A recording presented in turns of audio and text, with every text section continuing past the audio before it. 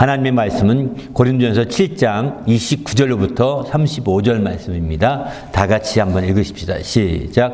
형제들아, 내가 이 말을 하노니 때가 단축하여진 고로 이후부터 안에 있는 자들은 없는 자같이 하며 우는 자들은 울지 않는 자같이 하며 기쁜 자들은 기쁘지 않은 자같이 하며 매매하는 자들은 없는 자같이 하며 또 세상 물건을 쓰는 자들은 다 쓰지 못하는 자같이 하라. 이 세상의 외형은 지나감이니라. 너희가 염려 없기를 원하노라.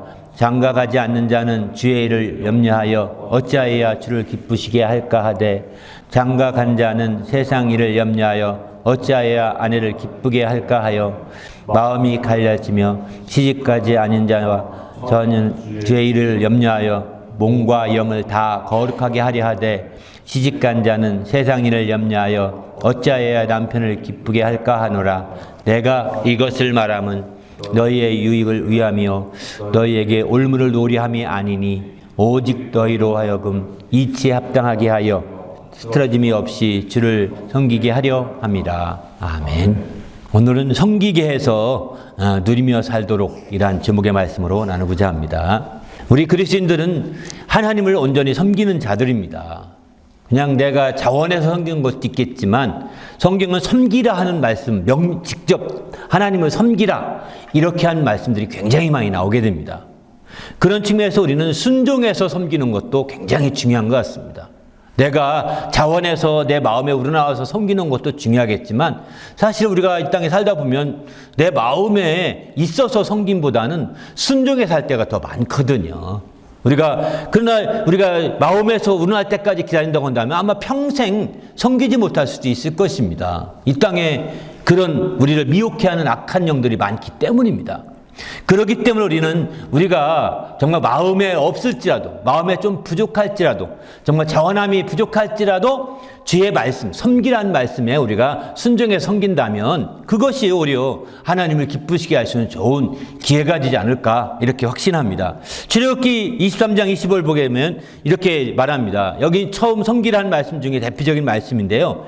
내 하나님 여호와를 섬기라. 그리하면 여호와가 너희의 양식과 물에 복을 내리고 너희 중에 병을 제하리니 이렇게 표현하죠.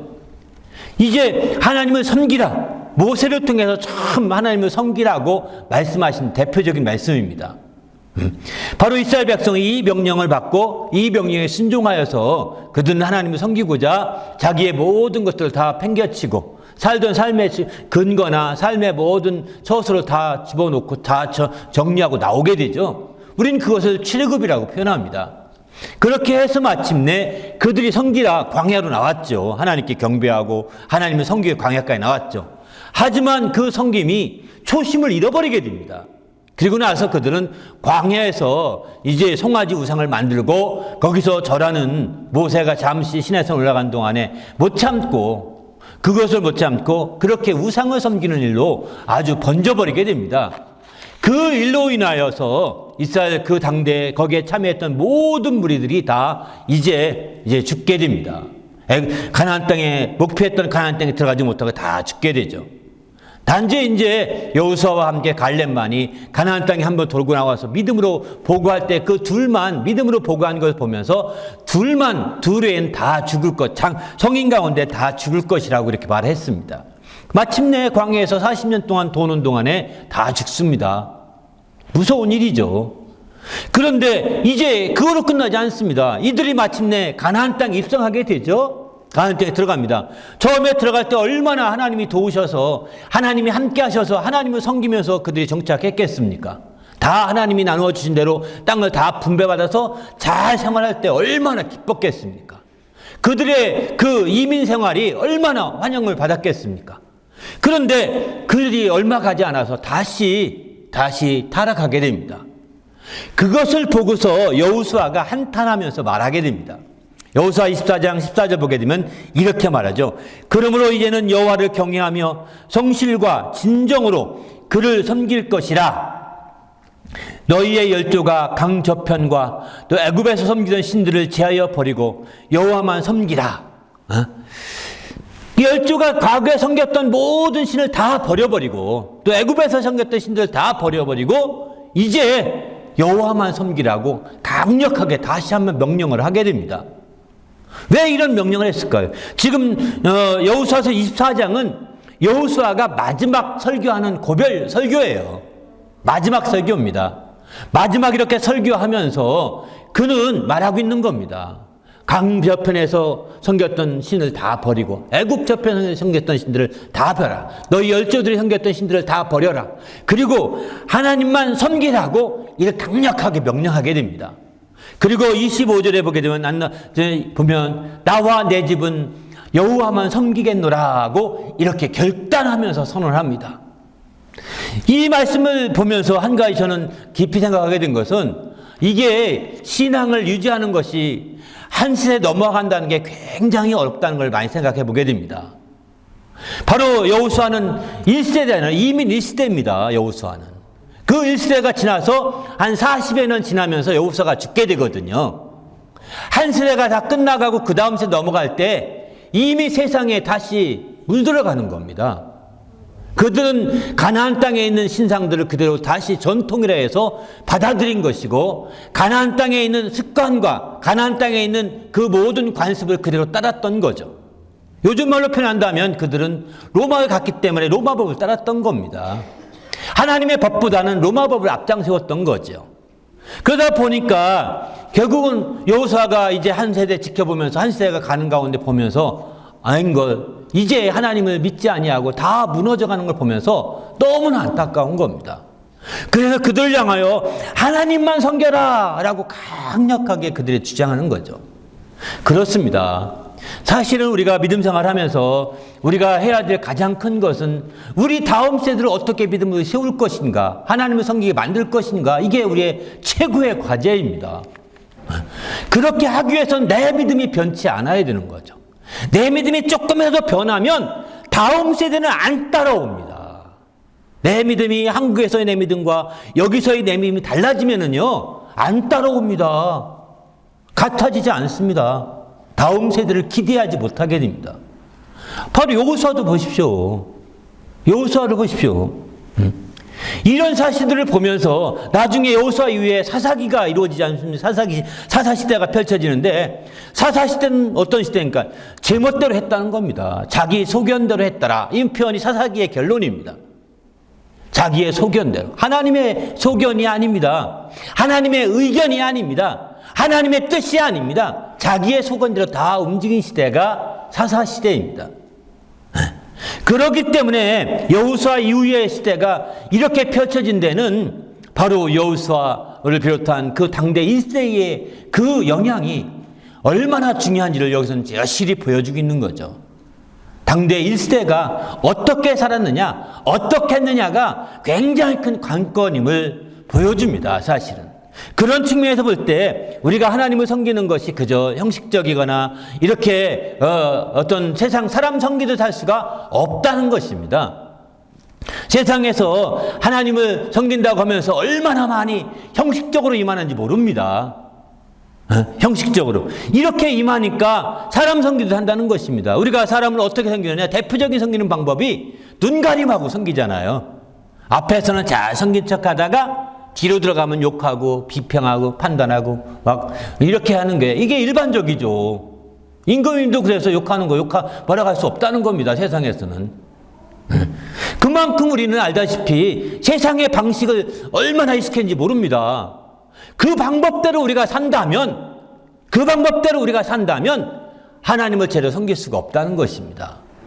하나님은 무수부지하시고 전능하신 분이지 않습니까? 그렇기 때문에 그분 앞에서 형식이라고 있을 수 없는 겁니다. 눈가림할 수 없는 겁니다. 예배실에 와서는 경건하고 예배할 때는 참으로 아름답게 우리가 예배합니다. 그러나 예배실 밖에서는 우리의 삶이 어떻습니까? 하나님 섬기는 그 마음이 한결같습니까? 이게 변함이 없을 때 이게 바로 신약의 시대거든요. 이렇게 한결같은 섬김이 이루어져야 되는데 그러지 못하니까 이제 우리의 신앙이 다음 세대들에게 영향을 못 주게 됩니다. 다음 세대에게 영향을 줄 수 없게 됩니다. 그리고 다음 세대는 자기 소견대로 사는 사사시대에 접어들게 되는 것이죠. 우리는 주님 안에서 어떻게 신앙생활을 할 것인가, 어떻게 하면 섬길 것인가? 여기에 중요합니다. 그래서 로마서 12장 11절에 이렇게 말합니다. 부지런하여 게으르지 말고 열심을 품고 주를 섬기라. 이렇게 표현합니다.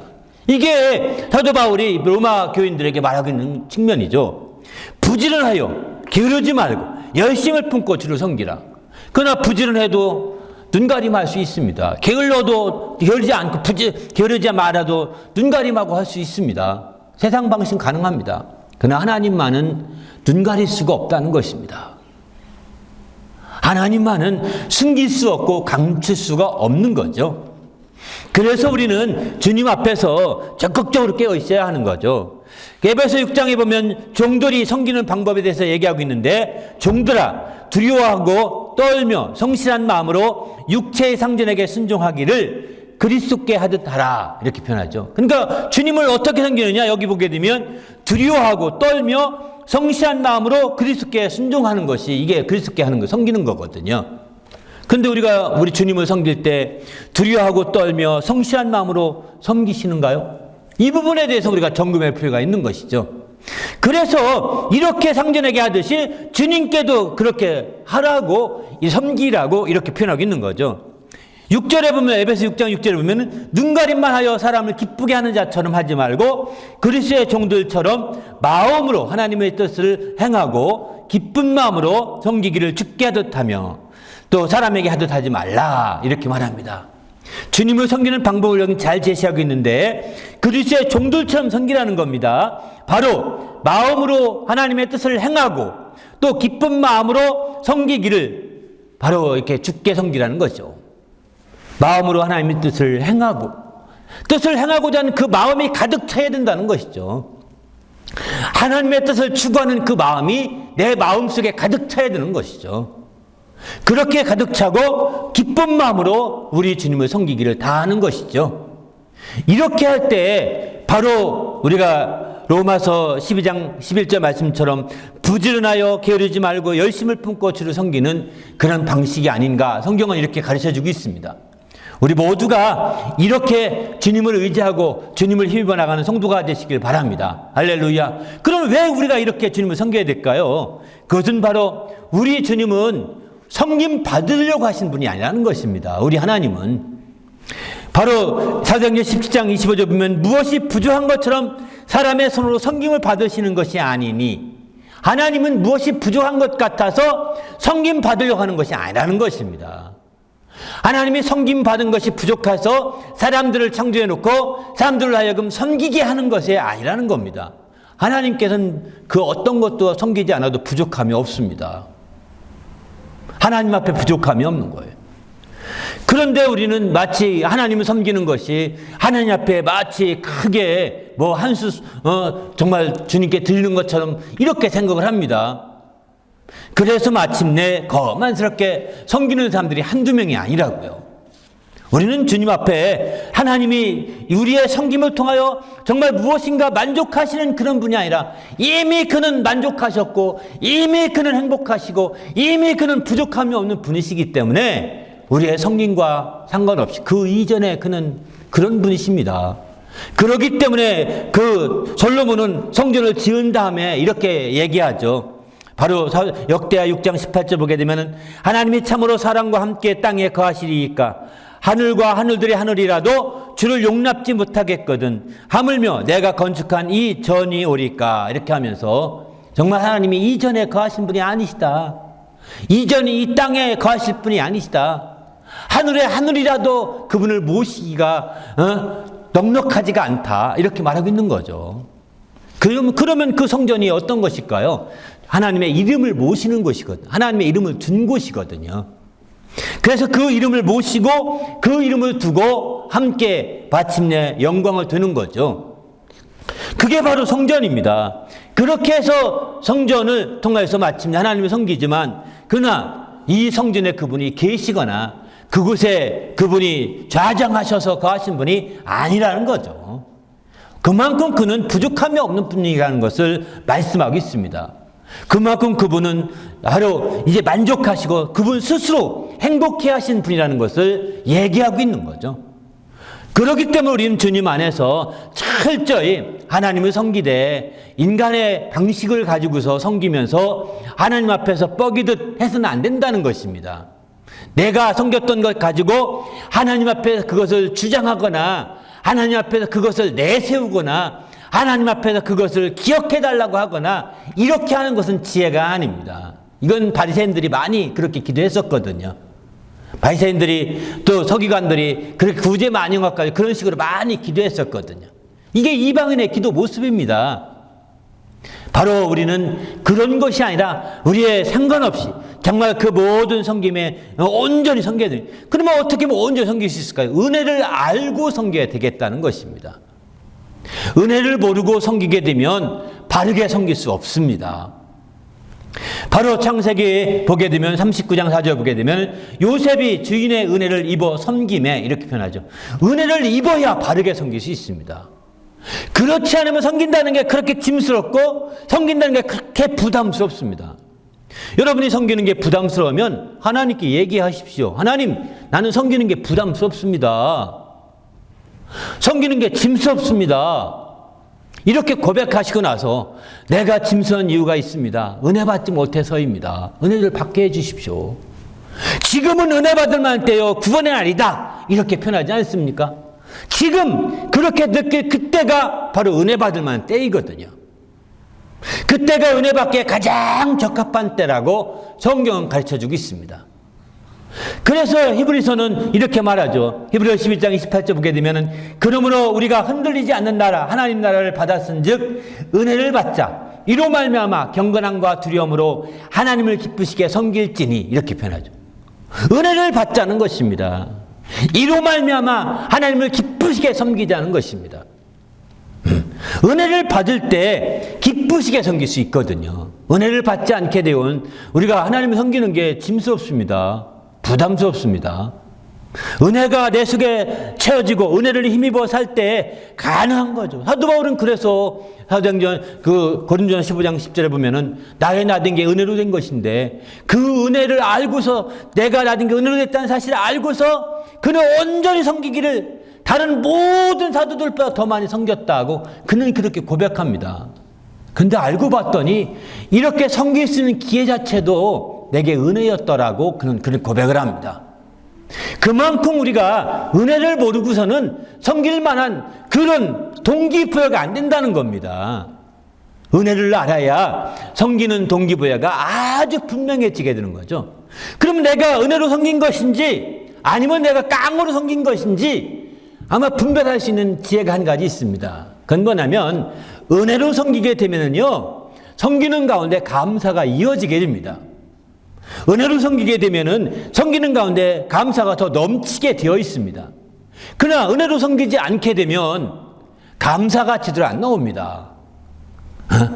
은혜를 다 열심히 섬긴 이후에도 힘들어 하면서 매 이런 말만 합니다. 아니 일하면서 섬기면서 안 힘든 사람이 누가 있겠습니까? 그거 꼭 힘들다고 표시 내야 되겠습니까? 그런 표시 내는 사람이 한두 사람이 아닙니다. 이거는 알아달라는 얘기거든요. 저 같은 경우는 가서 이거 수고 많이 했다고 확 악수도 하고 등도 밀어주고 막 이러죠 뭐. 근데 못할 때도 있어요, 간혹 가다가.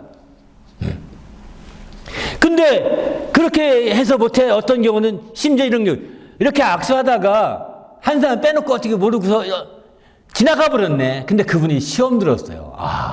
아프사. 그래가지고 한국에 있을 때 그 성도 때문에 굉장히 많이 고생을 찾아다니면서 이런 적이 있었습니다. 사실 잘해야 되는데 제가 어떻게 누가 지나가 이렇게 하다가 누가 지나가 막 해서 잠깐 한동안에 어떻게 놓쳐버렸어요. 그래서 지나갔는데 이게 그런 줄은 몰랐어요. 사실은 목회하다 보니까 그게 엄청난 그분에게는 그게 상처가 됐구나 이걸 안 거죠. 그래서 이제 그렇지 않으려고 그때부터 많이 노력했음에도 불구하고 혹시라도 그럴 수도 있습니다. 그럴 때 봐주시길 부탁드립니다. 할렐루야. 제가 그럴 의도는 전혀 없다는 사실을 먼저 말씀드립니다. 왜 빼놓고 성도 하나를 아프게 상처 줄 이유가 뭐가 있겠어요? 전 그분과 전혀 말다툼 한 적이나 한 거 아무것도 없거든요. 트러블이 쓴 적이 없었거든요. 그럼에도 불구하고 그런 거 보면서 이게 굉장히 저로서 목회자로서 굉장히 중요한 부분이라는 것을 너무 많이 뼈저리게 느꼈던 그런 적이 있었습니다. 근데 이렇게 어쨌든 그렇습니다. 섬긴다는 데 있어서 정말 감사함으로 계속 이어져서 참 감사함으로 되게 되면 내가 은혜 입어서 내가 섬기는구나. 이걸 알 수 있는 거고요. 그래서 섬기는에도 불구하고 이제 감사함보다는 뭔가 정말 알아주길 바라는 마음이 더 많다면 섬기는 것이 내 의로 섬길 가능성이 많습니다. 자기 의로. 그래서 우리는 이 후자의 의로서 섬기는 것은요, 섬김 안 하는 게 좋습니다. 그렇게 섬길 것 같으면 나 못한다고 딱 거절하시죠. 괜찮습니다. 여러분이 안 하셔도 할 사람이 있기 때문입니다. 이처럼 우리는 은혜로 섬겨야 정말 교회가 더 성장하고 더 발전되고, 은혜로 섬겨야 더 아름답게 주의 뜻이 이루어지고 감사의 결실이 더 풍성히 맺어지는 거죠. 오늘 우리가 이제 섬기기에서 누리며 하도록 이렇게 제목의 말씀으로 하면서 감사절 파티를 해놓고 왜 이 섬기며 하냐, 이렇게 아마 의아하게 제목을 보셨을 것입니다. 사실 이 말씀 때문이거든요. 우리가 섬김이라 하더라도 감사함으로 섬긴다. 은혜가 있으면 감사함으로 섬길 수 있게 되는 거죠. 감사의 열매가 풍성해지게 되는 거예요. 섬김 자체가 감사의 열매예요. 나 같은 사람이 이렇게 섬길 수가 있구나. 내가 이렇게까지 할 수 있구나. 정말 감사하다. 조금만 지나면 이렇게 하고 싶어도 못할 텐데, 이제 할 수 있으니 얼마나 감사하냐라고 이렇게 생각한다면 감사가 넘치죠. 이런 감사가 넘치시면 간증거리가 그렇게 많아지는 거거든요. 바로 우리 모두가 이렇게 감사절에 감사함으로 섬길 수 있는 성도가 되시길 부탁드립니다. 할렐루야. 그럴 때에 우리의 섬김이 더 아름답고 하나님을 참으로 기쁘시게 하는 놀라운 역사가 펼칠 수 있는 거죠. 우리가 믿음 생활하면서 이런 감사로 주님께 영광 돌리는 주님의 성도가 되시기를 예수님의 이름으로 축원합니다. 할렐루야. 근데 오늘 본문에 보게 되면 이제 이렇게 감사함으로 주를 섬기게 되는데, 바로 이런 말씀을 35절에 이런 말씀하죠. 내가 이것을 말하면 너희의 유익을 위함이요 너희에게 올무를 놓으리 함이 아니다. 이렇게 말합니다. 섬기라고 할 때 잘못하면 올무를 놓는 것처럼 오해하기 쉽다는 것입니다. 감사함으로 섬기기 마찬가지죠. 올무를 놓으려고 하는 것이 아니라 너희에게 유익을 하게 하려고, 너희의 유익을 위해서 이러는 것이다 라고 사도 바울은 이렇게 말합니다. 그래서 오직 너희로 하여금 이치에 합당하게 흐트러짐이 없이 주를 섬기게 하려 함이라, 이렇게 표현합니다. 주를 섬기되 이렇게 이치에 합당하게 흐트러짐이 없이 중심을 잡고 바르게 섬기게 하려고 내가 이것을 말한다 라고 말하는 거죠. 그러면 왜 이렇게 정말 감사한 가운데 주님을 섬기게 할까요? 그것은 29절에 30절, 31절까지 그 이유를 설명하고 있습니다. 그 이유를.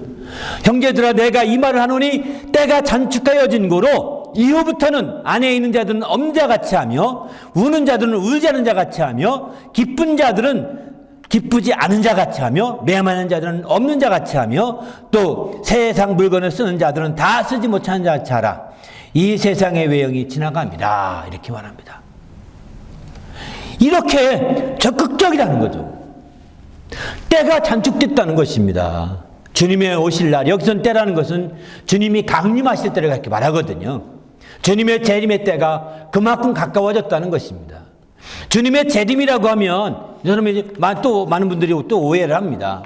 저는 주님의 재림의 때가 뭐라고 해석하고 싶냐면 주님을 만나는 때, 주님 만날 때 그렇게 가까워진 겁니다. 재림의 날에 주님 만나게 되죠. 부활하여 주님 만나게 될 것입니다. 그런데 우리는 주님이 2000년 뒤에 오신다고 가정해 볼 때 마치 2000년 뒤에 오시니까 막 한없이 또 옵니다. 2000년 뒤에 오실 텐데 뭐가 문제냐고, 또 앞으로 한 1000년 뒤에 가서 열심히 하면 되지. 아닙니다. 우리에게 1000년의 세월이 안 주어진다는 사실이죠. 그래서 신앙적으로 동일하게 적용시려고 한다면 주님이 언제 어느 시점에 오신다는 그 개념보다는 주님 만날 준비를 하라는 것이죠. 주님 만나는 것. 주님 만나는 준비는 육체가 있을 동안만 준비하게 됩니다. 육체를 떠나서는 준비할 수 없습니다. 왜냐하면 영혼이 육체를 떠나면 이제 잠자거든요. 낙원에 가서 잠을 자게 되거든요. 쉽니다. 모든 게 올습되는 겁니다. 그 상태로. 육체가 맞춰지는 그 순간에 모든 게 딱 멈춰지는 거예요. 그래서 주님 만날 준비를 하는데, 주님은 2000년 뒤에 오신다 하더라도 내가 주님 만나는 준비는 내 육체의 기간만 준비하는 겁니다. 내 육체의 기간만 준비할 수 있는데 육체의 기간이 지금 얼마 남았습니까? 우리가 50을 살았다면 50년이 단축된 거예요. 60을 살았다면 60년이 단축된 거거든요. 내가 앞으로 몇 년 더 살지는 모르겠지만 그 남은 시간만 내가 이제 주님 만날 준비를 하는 거거든요. 그렇기 때문에 이제 때가 그만큼 많이 단축됐기 때문에 우리는 이렇게 살아야 된다. 주를 바로 섬기기 위해서는 안에 있는 자라면 안에 없는 자 같이, 또 이제 우는 자는 우지 않는 자 같이, 기쁜 자는 기쁘지 않은 자 같이, 매매한 자는 매매 없는 자 같이, 물건을 쓰는 자는 다 쓰지 못할 자 같이. 이 얘기는 한마디로 말하면 끝까지 다 정말 우리가 해야 될 일을 다 하지 말고 그냥 빨리 중간에 멈추고 먼저 주님을 섬기라는 뜻입니다. 울 사람이 끝까지 다 진 빠지고 울어보십시오. 죽습니다. 끝납니다. 기뻐하는 사람이 실컷 즐기고 다 기뻐해 보십시오. 그것도 죽을지도 몰라요. 기뻐 죽는다 그러죠, 한국말로는. 죽을지도 몰라요. 이렇게 다 하면 안 됩니다. 물건 있는 것 다, 이거 아까우니까 다 써야 돼, 다 써야 돼. 다 쓰지 못할 자 같이. 그러니까 우리가 내가 할 것들을 다 못할 자가 중간만 할 것을 알고 거기서 일단 1차 멈추고 먼저 주를 섬기라는 뜻이거든요. 먼저 주를 섬기라는 겁니다. 그래서 오늘 본문에 이제 내가 이것을 말한다고 할 때 그 얘기는 뭐냐면 이제 그 장가가지 말라, 시집가지 말라 이 얘기예요. 사실은 사도 바울은 그렇게 말하거든요. 뒤에 보면 장가가지 말라, 시집가지 말라. 그것도 잘하는 것이다. 장가가는 거 괜찮다, 좋다. 가도 괜찮다. 안 가는 건 더 좋은 거야. 결혼 안 하는 건 더 좋은 거. 이렇게 말하는 거거든요. 왜? 장가가면 아내를 기쁘게 할까 해서 다 세월 보내고 주를 언제 섬기겠느냐. 시집가면 남편을 기쁘게 할까 하고 그렇게 살다가 언제 주님을 섬기고 주님을 기쁘시게 하겠느냐. 다 기회를 놓쳐버리고 그 세월을 다 거기다 뺏겨버리고 다 그렇게 놓쳐버린 다음에 뭐 하겠느냐. 주님의 섬길 준비는, 주님 만날 준비는 제대로 할 수 있겠느냐라고 말하는 겁니다. 그런데 이 말씀을 이제 어떤 사람은 왜곡합니다. 바울도 결혼하지 말라고 해서 결혼 안 한다고. 결혼하라고 했더니 이제 이 말을 인용합니다. 결혼 안 하는 것까지는 좋은데 이 사람은 세상에 요즘에 결혼 안 하잖아요. 결혼 늦게 하고 또 안 하지 않습니까? 이유가 뭔지 아십니까? 바울 사도가 말한 대로 하나님을 기쁘시게 하기 위해서 안 한다면 그냥 오케이, 괜찮은 겁니다. 그런데 주를 기쁘시게 섬기려고 안 하는 것이 아니라 자기들끼리 기뻐하려고 안 하는 겁니다. 자기들끼리 즐기고 재미 보려고 안 하는 겁니다. 이런 식은 세상 말세인 거죠. 하나님을 기쁘게 하는 목적이 아닌 거죠. 그럼에도 문자만 이용해서 성경에 결혼하지 말라서 안 한다 이렇게 얘기합니다. 안타깝죠, 사실은. 앞뒤 모르고 잘라서 지금 얘기하는 그런 내용들인 거죠. 어쨌든 우리는 주님 안에서 주님을 기쁘게 섬기는 성도가 되시길 바랍니다. 우리가 결혼하지 말라는, 성경에 궁극적으로 결혼하지 말라는 것도 아니고 결혼하라는 것도 딱 무조건 해야 된다는 것도 아니고, 분명히 먼저 중요한 것은 결혼과 상관없이 주님을 기쁘게 섬기는 그것이 먼저 중요하다는 것입니다. 먼저 결혼했다면 이제 또 먼저 결혼한 일에 다 충실하게 100% 다 하지 말고 그것을 어느 정도 선에서 멈추고 주를 먼저 섬기라는 것입니다. 여러분, 그런 얘기 들죠. 이스라엘 백성들이 가나안 땅에 들어가서 가나안 땅에 그 관습을 그대로 받아들여서 거기서 그대로 따라가지 않습니까? 따라가서 가나안 땅의 습관과 관습을 따라서 가나안 땅의 법을 따라 그냥 자연스럽게 전통이니까요. 그렇게 살다 보니까 이스라엘 백성들이 어떻게 됐습니까? 이제 우상을 섬기고 이방 신상을 섬기고 이방 신을 섬기는 쪽으로 물들어갑니다. 참 놀랍지 않습니까? 근데 우리가 선진국이라는 데 가게 되면, 제가 이게 무익하나면 이 말을 꼭 말씀드려야 될 것 같습니다. 선진국에 가게 되면 선진국에 공통점이 있습니다. 비성경적으로 하는 것 중에 대표적인 공통점이 뭐냐면 가족 중심으로 다 간다는 사실입니다. 아내가 최고고 남편이 최고고 애가 최우선이고 다 그것만으로 살아요. 그게 우선이에요. 모든 게. 여러분, 그 성경적인 걸까요? 저는 여기에 의문을 던집니다. 성경적인 것만은 아니다.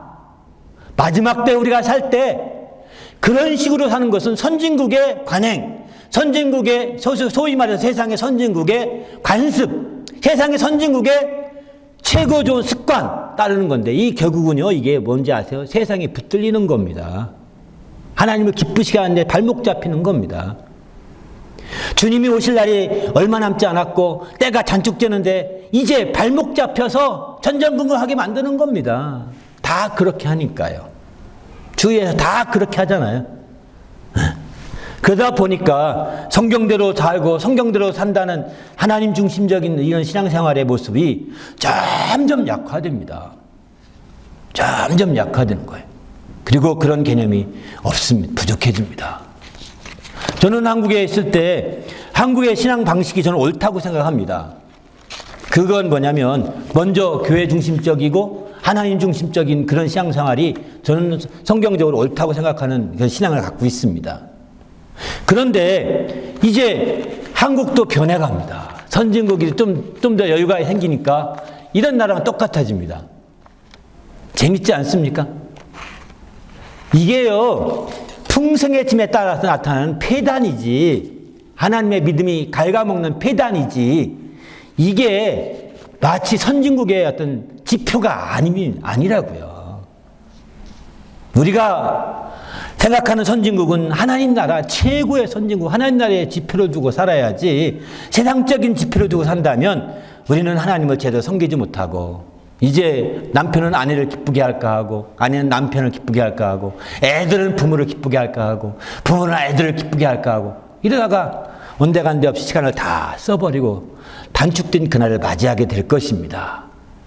내가 어떨 것인가? 내가 이제 단축된 그날을 앞두고 내가 어떻게 주를 기쁘게 섬길 것인가? 한번 우리는 진지하게 생각해보는 성도가 되시길 바랍니다. 할렐루야. 함께 우리가 말씀대로, 정말 성경 말씀대로 내 삶이 그대로 이루어져서 성경 말씀대로 주님 앞에 나가시는 성도가 되게 해달라고, 기쁘게 섬기기 위해서는 히브리서 말씀대로 경건함과 두려움으로 하나님을 기쁘게 섬기라고, 이를 위해서 은혜 받고 이렇게 기쁘게 섬기라고 했는데, 정말 이렇게 할 수 있는 성도가 되게 해달라고, 경건함과 두려움으로 하나님을 기쁘게 섬기는 그런 성도가 되게 하시되, 은혜를 먼저 받고 이렇게 섬길 수 있게, 은혜 받지 못하면 이게 안 됩니다.